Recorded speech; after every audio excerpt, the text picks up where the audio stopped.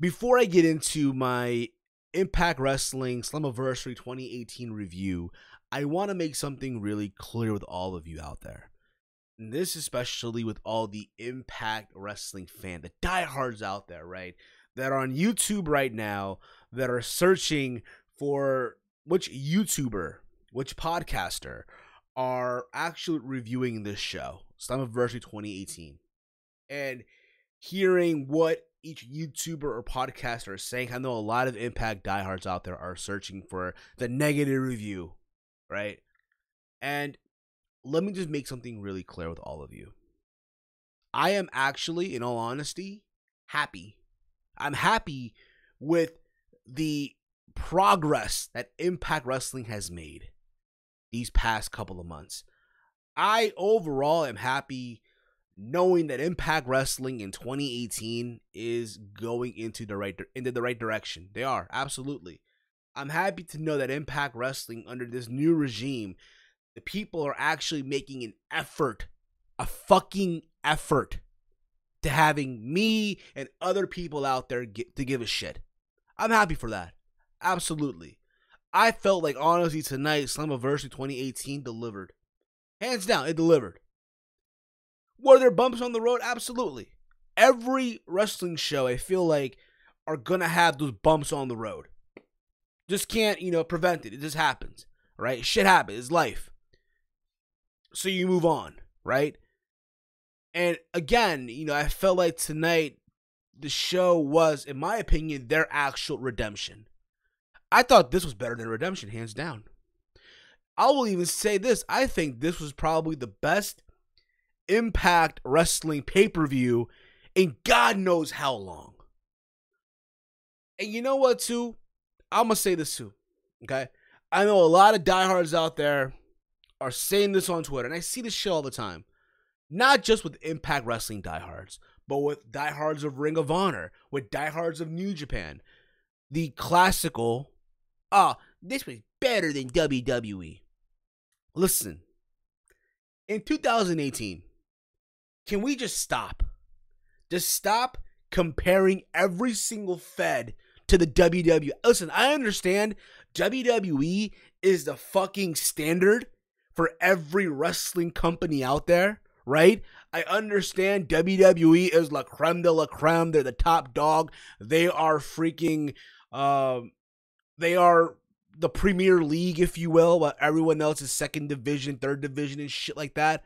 But at the end of the fucking day, the more people compare a wrestling promotion, a company like that, that's not WWE to WWE, it makes the comparison and it makes the company they're trying to compare to so fucking Bush League. I'm sorry, it is.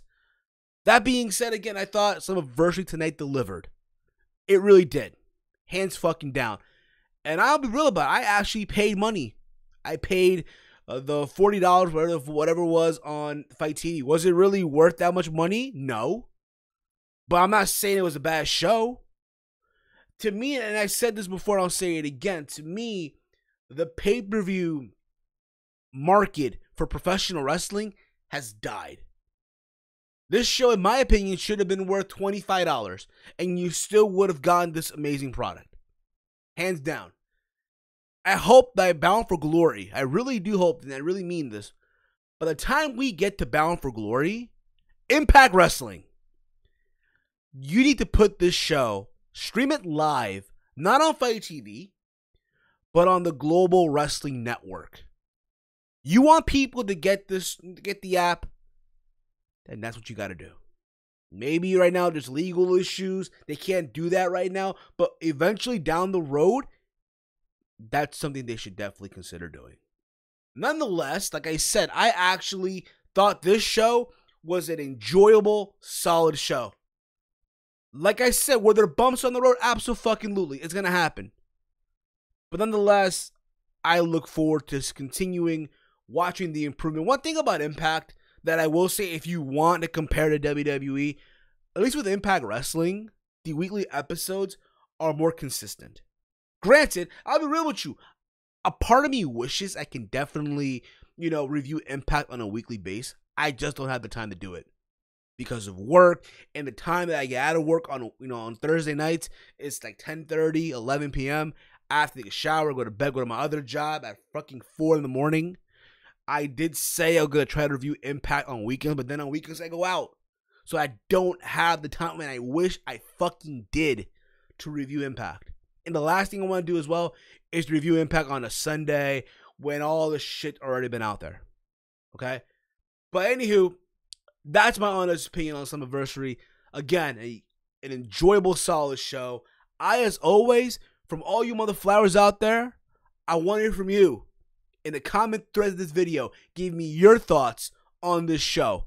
Did you like it? Did you not like it? Let me fucking know. Keep it real with me. As a matter of fact, right now on Twitter, I have a voting poll up. I'm not sure really. It was an hour ago as we speak. So I want to see what's the voting poll like right now. Thus far, been 29 votes. Okay, 90% thumbs up, 7% thumbs down, and 3% were in the middle. By the end of this review, I'm gonna go back to the poll to see what people are saying. Okay, what's the poll like by the time this review is over with? But thank you for watching this video. If you're new here, hit that sub button down below. Give this video a big old thumbs up and share this video throughout your entire social media. So, Bound for Glory tonight kicked off with the Fatal 4-Way. And I kind of did predict on the podcast this week that, hey, this will be the match to kick off the show. And fun little fact, all my predictions, I was right. I was right in all my predictions tonight. And I'm proud of that.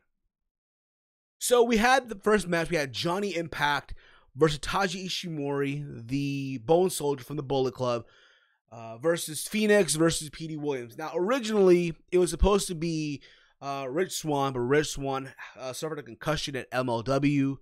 And I'm going to say this too. I feel like, listen, if you're Impact Wrestling, right? If you have a big pay-per-view coming up, you should not have your talent wrestle any other fed. I understand these talent, they got to make a living, and you allow them to wrestle independent shows. That's fine and dandy. But if you are in the middle or the week of one of your biggest shows of the year, you should not be allowing your talent to wrestle in all these different places and shit. Because stuff like this will happen. And you can prevent stuff like this. And again, that being said, Petey Williams stepped in. I thought this was a very, very good way to kick off the show. The people were going crazy for it. People were chanting Impact Wrestling for a change, which I'm happy with. Because you know what? To me, the old stigma of TNA is dead.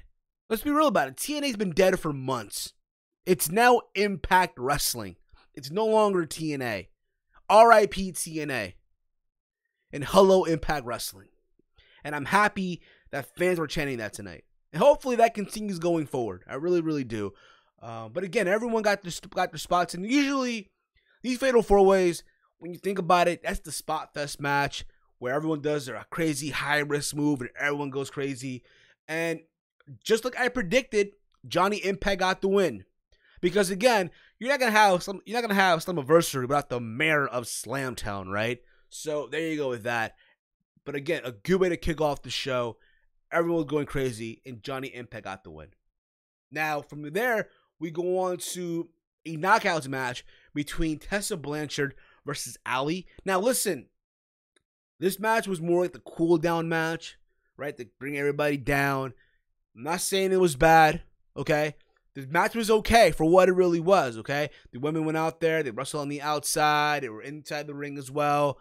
But I felt like this match went on way too long for my liking. I would have had this match, really, to be honest, a 7-minute match. That's the longest it should have been. But the right woman went over, that being Tessa Blanchard. She won after she hit the Hammerlock DDT on Allie. I don't know, Allie, been on this losing streak. So it looked like she had a match on Impact and she won. Like, I think it was last week or 2 weeks ago. But other than that, like when it comes to big matches, like, yeah, she lost to Su Yung. She lost her title to Su Yung, and now she's losing to Tessa Blanchard. It's like, Tessa Blanchard, and I said this before and I'll say it again, I'm happy for someone like Tessa Blanchard. I'm happy that she actually signed a long-term deal with Impact Wrestling. I feel like that fits more of her style. Let's be real about it. If Tessa Blanchard would have gone on to WWE, she would have either been still in that Mae Young Classic tournament, would have been doing the job to Bianca Belair, who I think is a good talent as well, in my honest opinion, or getting hit with the women's right by Lacey Evans. But I feel like a place like Impact Wrestling is the place for her to go, or was, or is, whatever you want to call it as. And I'm calling it now. By the time we get to Bound for Glory, Tessa Blanchard will be either competing or she'll be going into that show as the Knockouts champion. And hopefully that prediction is right. Give me your thoughts down below on that in your honest opinion. We then go from there to the House of Hardcore match between Eddie Edwards and Tommy Dreamer. Now, going into this, I still am, if you want to be honest about it, I enjoyed the build up to this match. Psycho Eddie Edwards, he snapped. His obsession with trying to get revenge on Sami Callihan drove him to the point of fucking snapping. To the point where his wife doesn't want to talk to him. Tommy Dreamer trying to be the voice of reason. But in Eddie's mind, Tommy Dreamer is making the moves on Alicia Edwards, right? Or Alicia, same shit, right? And all this, again, led to the point where Tommy Dreamer now is so fed up and so angry that now he wants to be the obsession on Eddie Edwards. And I'm going to keep it honest, okay? I thought this match, honestly, was solid, but it left like a huge bad taste in my mouth. I'm not saying it was a bad match. Just the ending of it where, okay, Eddie hits a Boston knee party, right, on a steel chair. And I've seen Tommy Dreamer in matches in the past, whether it be an Impact or an ECW or in WWE or House of Hardcore, where he received moves like this and he would kick out. I've seen Tommy Dreamer receive or get hit with bigger moves. Sorry about that. I've seen Tommy Dreamer get hit by bigger moves than this, right?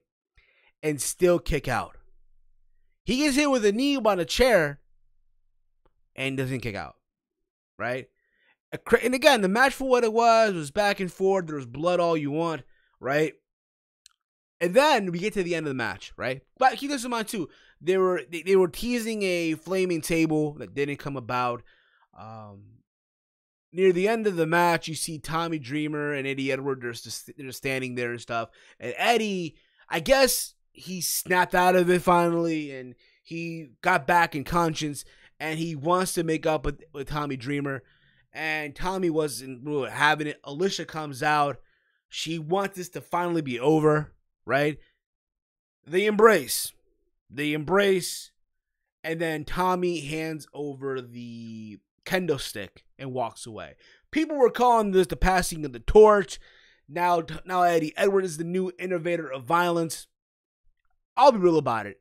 I felt like it just felt like a blank where I was expecting, honestly, a heel turn by Eddie's wife, where they become this crazy, sick, sadistic couple now, causing havoc in Impact Wrestling. You could have had Alicia Edwards commanding Eddie to attack Tommy Dreamer with the kendo stick after they hugged, or hit a low blow, or something like that. Or you know what?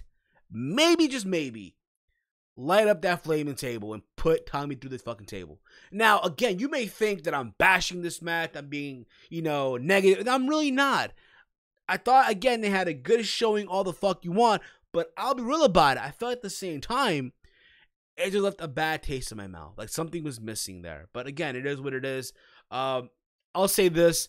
I don't think it's the end, though. I think it'll go forward with another program. We'll see. But we'll see where each person goes from here. From there, we get the X Division Championship match. Matt Sydal versus Brian Cage. Listen, the way I thought about this, and I know Chase said this on the podcast as well, Chase said that this match should have ended literally in 2 minutes. It should have really been Brian Cage beating up Matt Sydal like that. Squashing him like that. That's what it should have been. And I agree with him on that. It literally took, Brian Cage, when you think about it, it literally took this mother flower 10 minutes. Almost 10 minutes. I even timed the match. Because we literally thought, okay, it'll be a squash. Nope. It was literally 10 minutes. It took, again, it was a good match for what it was. My only complaint on this match was the fact that, Brian Cage was bumping or taking big bumps for Matt Sydal. If you are the machine, you should be staying on your feet. Not good off, literally, you should be literally staying on your feet. I don't give a shit what anyone says. I get it, on Impact a couple weeks ago, they had a match, it was a count out, but it ended a fucking count out, okay? Matt Sydal here, all of a sudden, is hanging in there with Brian Cage. And there were moments where they did the near fall, and eventually it was all said and done. Brian Cage hit his finisher, and he is now the new X Division champion. Listen, I understand the X Division is no limits, right? But I said this before, and I'll say it again. I said this on the podcast. I said this on my prediction as well. To me, that slogan is the old regime. That's the old regime. Hands down. It's not this new regime. I get it. Big guy can do fucking moves. Okay, that's the case. And you know what? In WWE, I want to see Braun Strowman become the Cruiserweight champion. I guarantee you, if WWE were to do that, a lot of you would shit on it. Would fucking crap all over it. And don't fucking lie to me, say you wouldn't. Because I know a lot of you diehard Impact fans will do it. To me, Brian Cage should be competing for the world title right now. As a matter of fact, the main event, when you think about it, should have been Brian Cage versus Moose for the world title. You have Brian Cage coming in as the Machine, beating up former world champions or #1 contenders leading up to this moment. And you're going to relegate him to the X Division. I expect him now, honestly, to beat everybody in the X Division now. Beat everybody. He should not lose the belt now, if that's the case. Now, maybe they'll do the Option C. If they even remember Option C, which I think they will. Right? And he'll probably cash in, I don't fucking know. Right? On Austin Aries. Maybe they'll go that direction. Maybe they'll go that route. Who the hell knows, right? But again, to me, the logic of, it's no limits. That's dead. That's the old regime. Okay? My honest opinion. Take it for what it's worth. Okay? From there, we go on to the Knockouts Championship match. We get Su Yung versus Madison Rayne. This was a short match. But you know what? It fit the purpose of being a short match. And I'll be real about it. I thought Impact Wrestling, honestly, was going to pull the BS move here and give the belt to Madison Rayne. Because the story of, she's fighting for her daughter. She's doing this for her daughter. It's a comeback. She's coming back. Don't call it a comeback. Madison's been in it for years, right? And the match for what it was a solid match. I know people were, it was a short match, all you want. The Deadly Brides were just chilling there on the stage, right? They're just chilling there on the stage like nothing happening crap, right? But when it was all said and done, Su Yung got through it with the Man of a Claw, which, again, to me was the right move. You want to start embracing the young talent here. And again, someone like Madison Rayne, yes, she's a veteran, but she's a good veteran, unlike Gail Kim, who still wanted to hog the spotlight on her retirement. Madison Rayne here had no issues putting over the young talent. So I salute her for that, and I really mean that. And we'll see where they go with Su Yung going forward here. Maybe a program down the road with one Tessa Blanchard. That'll be a good match to see. But again, only time will fucking tell. From there we get the 5150 street fight, LAX versus the OG for the tag titles. This, in my opinion, was the best match on the show. This is where the show really went from being okay here to fucking here. This is where the show really went the next fucking gear, if you will. This match was fucking off the wall. literally just craziness, just back and forth action here from both teams. Homicide did a Kung Hero to the middle rope onto a table. Again, just both teams really went out there. They told a story. The crowd was into this. Even Conan got involved here. Conan got on the apron. He threw, I guess, thumbtacks to Santana or Ortiz, one or the other, right? And there was a thumbtack spot, a frog splash that led to the pinfall. But again, just a crazy match that went back and forth. People were into it. The storyline was there, right? Conan got taken out, right, at Redemption, and Santana and Ortiz were affected by that. They lost the tag title to Scott Steiner and Eli Drake, which, by the way, there was no Eli Drake on this show. What the fuck's up with that? Okay? At Redemption, they lost the tag titles, right? On this losing streak. King comes in, remotivates them. In the process, they become, once again, tag team champions.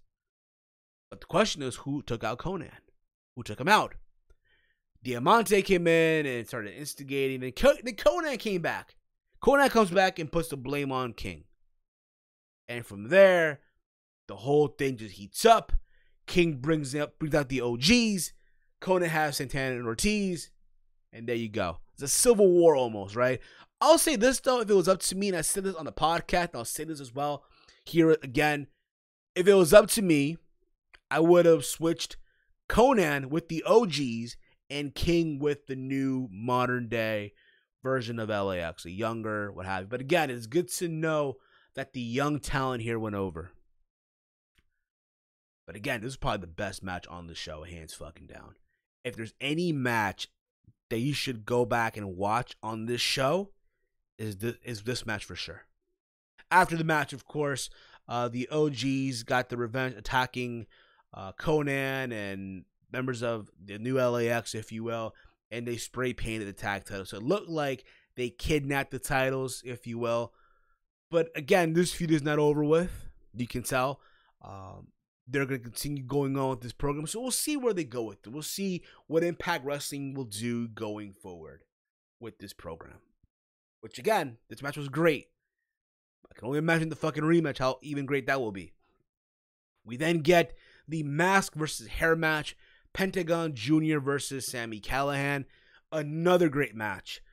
Just crazy, hardcore action. Literally, you knew for a fact that these two guys were going to go out there and just do a hardcore style match. Just off the fucking wall. There was blood involved. There was a moment, I shit you not, where they both grabbed like the giant fucking, like, the screw, like the giant fucking nail, right? And were just stabbing each other with it and shit. There was a moment where Sami Callihan was just hammering down the fucking long nail on the Pentagon Jr. and vice versa. It felt like I'm watching CZW for a fucking second there, right? And I'll be real about it. CZW really isn't my cup of tea. But these guys tore the fucking house down.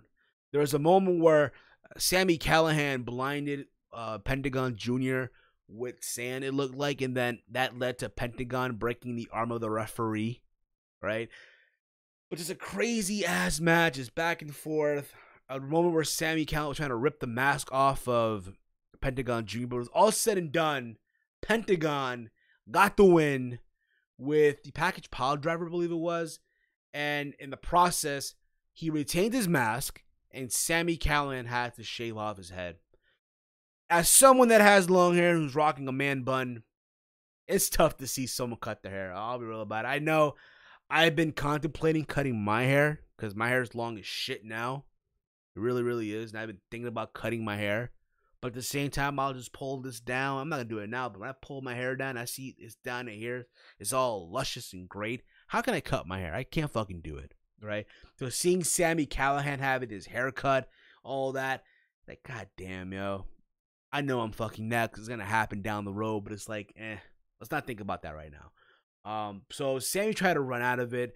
Members of OVE came out as well. There was a brawl with the guys from OVE, and as well as, I want to say, Hijo de Fantasma, and as well as Phoenix, or I think it was Drago, one or the other. And they were brawling, and all this led to, again, Pentagon shaving the head of Sami Callihan. Again, a feud that had a good story to it, that got people invested. The crowd was into this. And you could even say this was also the match of the night. Between these two matches, in my honest opinion. But again, just a good showing by both Sami Callihan and Pentagon Jr. And then, Mother Flowers, we get the main event. We get Austin Aries versus Moose for the world title.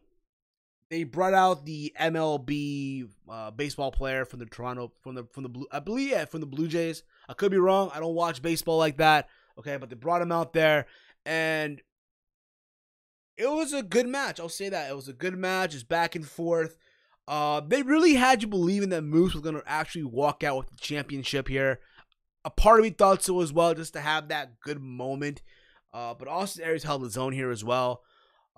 There was a moment literally where Moose was going to go for a spear, and Austin Aries kicked him in the head and went for the last chancery and did not get the win. There was also a moment in this match where Moose does like a his version of the Rainmaker clothesline, right?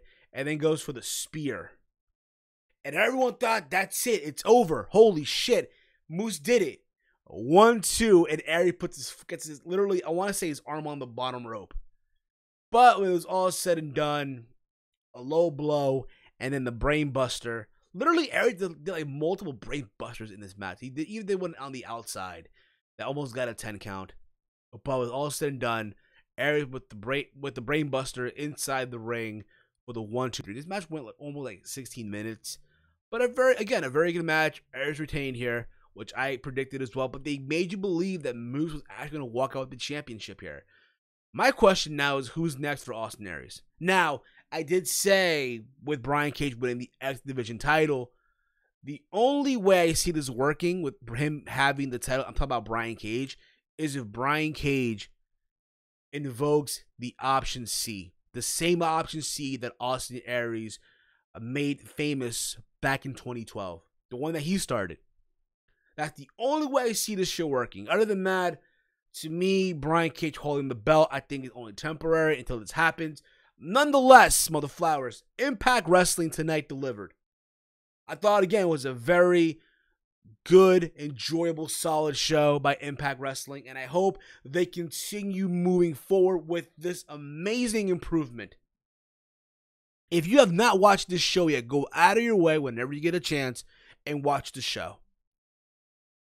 Now, I'm going to go back to the voting poll. Again, I did post a poll early in the day, early before I recorded this review, like an hour ago, right?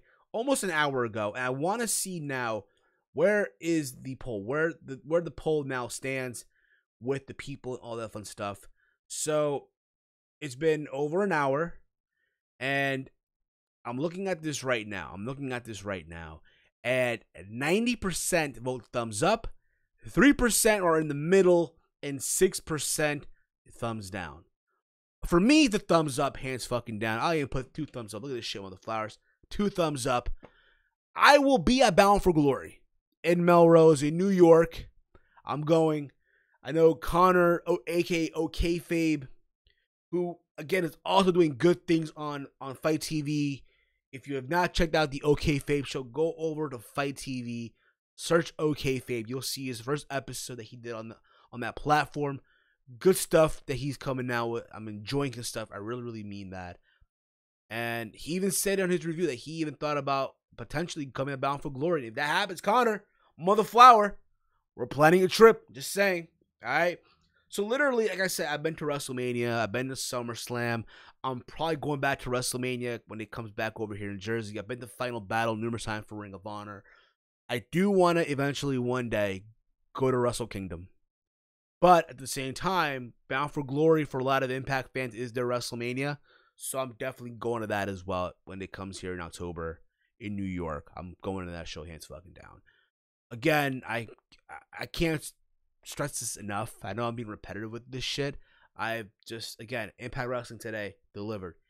Also, before I wrap this up, I want to give a big thank you to my homie, my friend, my brother, Chase Oliver, for having me on this channel throughout the paper. Because me and Chase on his channel, we did a live reaction stream to Slammiversary 2018. It's on his channel. It's on the archive. If you have not checked that out, go check it out.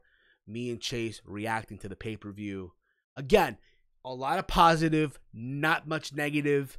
Okay? That's all I'm going to say about that, Mother Flowers.